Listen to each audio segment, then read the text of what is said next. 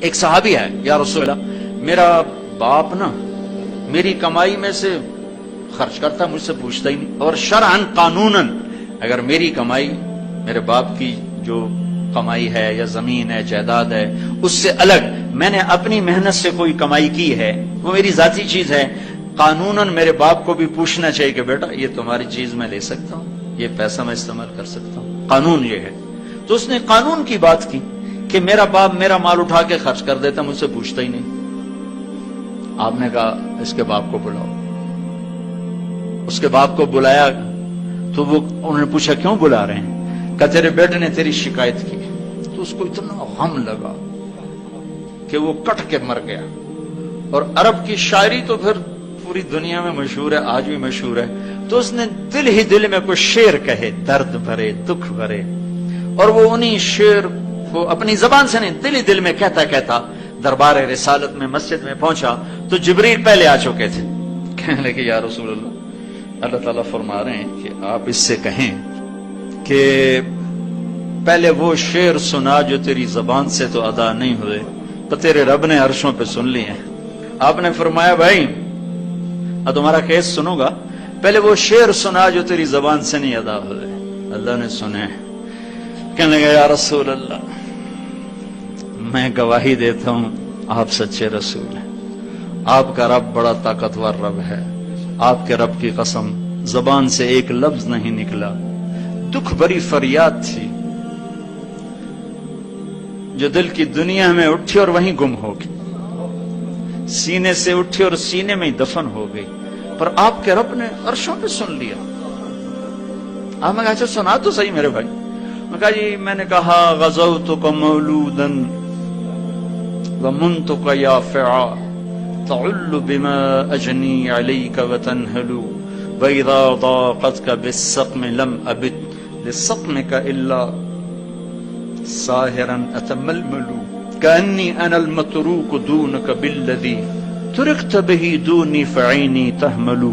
تخاف الردى نفسي عليك وإنها لتعلم أن الموت وقت مؤجل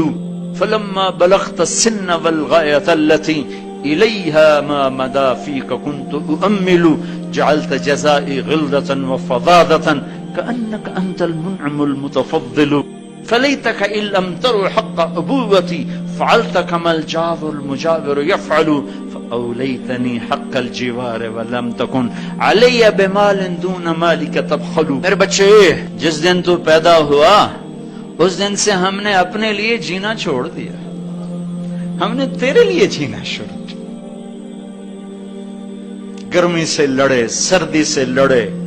موسموں سے لڑے، حالات کے آہنی پنجوں سے رزق نکالا، جبڑوں سے رزق نکالا،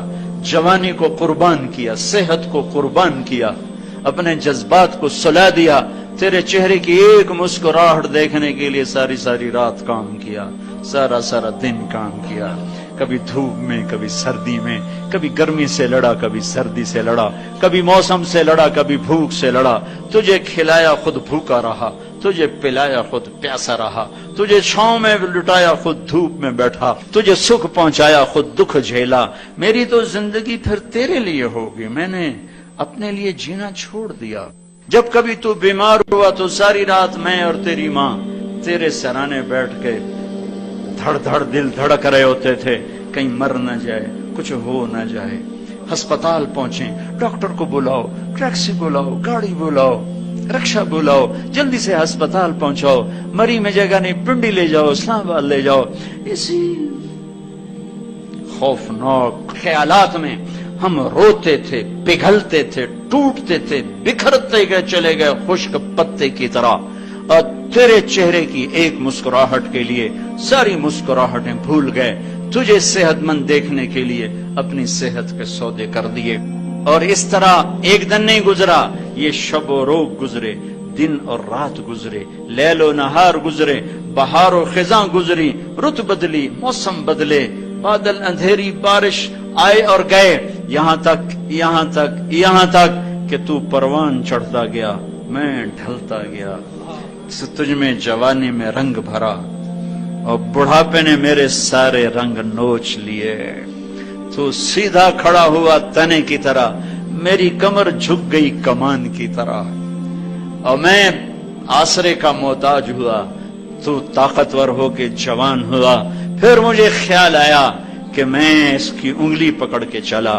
گود بٹھا کے چلا، کندھے بٹھا کے چلا، ہاتھ بٹھا کے چلا، اس کے لیے در در کی ٹھوکریں کھائیں۔ آج جب میں بوڑھا ہوا ہوں تو اب یہ میری انگلی پکڑے گا، میرا ہاتھ پکڑے گا، میں اس کی لاٹھی بنا، یہ میری لاٹھی بنے گا۔ لیکن ایک دم میرے بیٹے تیری آنکھیں ماتھے پہ چڑھ گئیں، تیرے تیور بدل گئے، تو مجھے یوں دیکھنے لگا جیسے میں تیرا باپ نہیں، میں تیرا نوکر ہوں۔ تو میں نے اپنی زندگی کو جھٹلا دیا اور میں نے کہا میں خواب دیکھ رہا تھا کہ میں باپ ہوں۔ نہیں، میں باپ نہیں، میں نوکر ہی ہوں، میں پڑوسی ہوں۔ تو اچھا میرے دوست، اگر میں پڑوسی ہوں تو پڑوسی کو بھی تو لوگ پوچھ ہی لیتے ہیں، کبھی مجھے پوچھ ہی لیتا کہ بھائی کسی چیز کی ضرورت تو نہیں، کچھ چاہیے تو نہیں۔ یہ اتنے درد بھرے اشعار ہیں کہ میرے تو اتنی فصاحت نہیں کہ میں اس کا ترجمہ کر سکتا، لیکن یہ وہ اشعار تھے کہ میرے نبی زار و قطار روتے اور آپ پھوٹ پڑے اور آپ کی داڑھی آنسوں سے تر ہو گئی، اور آپ نے اس کو گریبان سے پکڑا اور یوں جھٹکا دے کر اٹھ جا، دفع ہو جا، انت ومالک لابیک، تو باپ کے خلاف مقدمے کرتا ہے، نکل جا، تو اور تیرا سب کچھ تیرے باپ کا ہے۔